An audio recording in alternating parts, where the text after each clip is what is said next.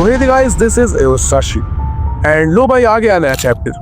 वैसे तो मैं कोई दूसरा वीडियो प्लान कर रहा था, बट तुम लोगों ने इतना सपोर्ट दिखाया है पहले पार्ट को, तो ऑफ कोर्स सेकंड पार्ट तो आना ही था। तो इस पार्ट को भी पिछले पार्ट जैसा ही सपोर्ट करना।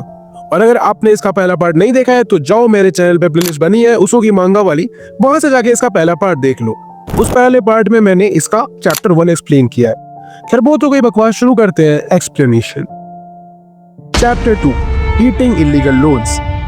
चैप्टर की स्टार्टिंग में हम देखते हैं काजी को। अब पिछले चैप्टर में आपको याद ही होगा कि काजी ने बहुत सारे पैसे जीत लिए, तो अब इन पैसों का यूज करके वो अपना लोन चुकाना चाहता था। मतलब उसमें जो कर्जा था वो उसको चुकाना चाहता था, बट बाकू उसको मना कर देता और कहता है कि तुम्हें अपना लोन चुकाने की कोई जरूरत नहीं है।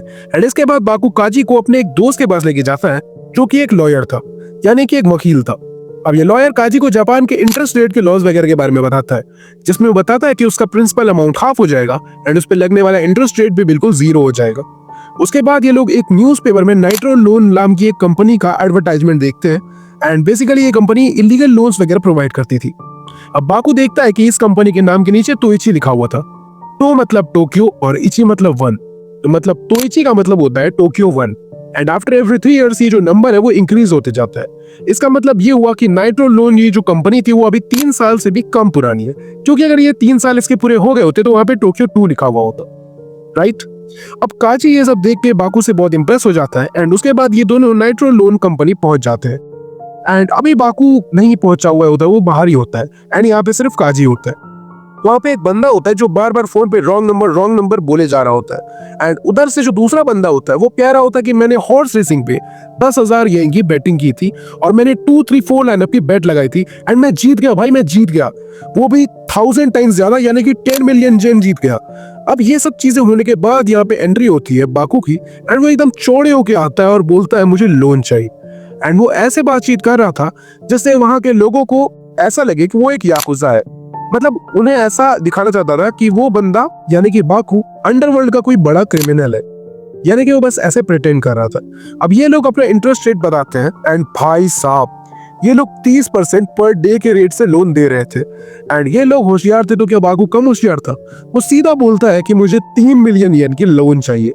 अब इनके पास इतना पैसा तो था नहीं, क्योंकि ये लोग 10,000 येन एट अ टाइम ही लैंड करते थे, बट ये लोग बाकू को मना नहीं करते।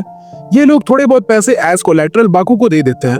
बट तभी अचानक से वहां बैठा दूसरा बंदा जो कॉल पे भी रॉन्ग नंबर चिल्ला रहा होता है, वो आता है एंड बाकू को on the spot 3 million yen provide कर देता है। इतना ही नहीं, साथ में 1 मिलियन येन एक्स्ट्रा भी दे देता है। अब आप सोच रहे होगे कि आखिरकार ऐसा क्यों कर रहा है वो? अब वो ऐसा इसलिए करता है बिकॉज उसको वहां पे बाकू के पास वही 2, 3, 4 लाइनअप वाली टिकट मिल जाती है, जिसके बारे में वो रॉन्ग नंबर वाला बंदा बात कर रहा था। अब वो जैसे ही लोन प्रोवाइड करता है, बाकू काफी खुश हो जाता है एंड बोलता है यही तो मैं सुनना चाहता था। अब इस कंपनी से बाहर निकलने के बाद बाकू काजी को पूरा गेम समझाता है। वो बोलता है कि ये नाइट्रो लोन कंपनी अभी बहुत न्यू है एंड इनको याकुजा लोगों से डील करना नहीं आता। अब भले ही बाकू याकुजा नहीं था, बट वो एक्टिंग तो कर रहा था ना, एंड वो लोग उतना एक्सपीरियंस नहीं थे, इसीलिए वो लोग बाकू को ही याकुजा समझ बैठे एंड बाकू के जाल में फंस गए थे। याद है वो कॉल जो उस वर्कर को आई थी जिसके ऊपर वो वर्कर रॉन्ग नंबर कह रहा था?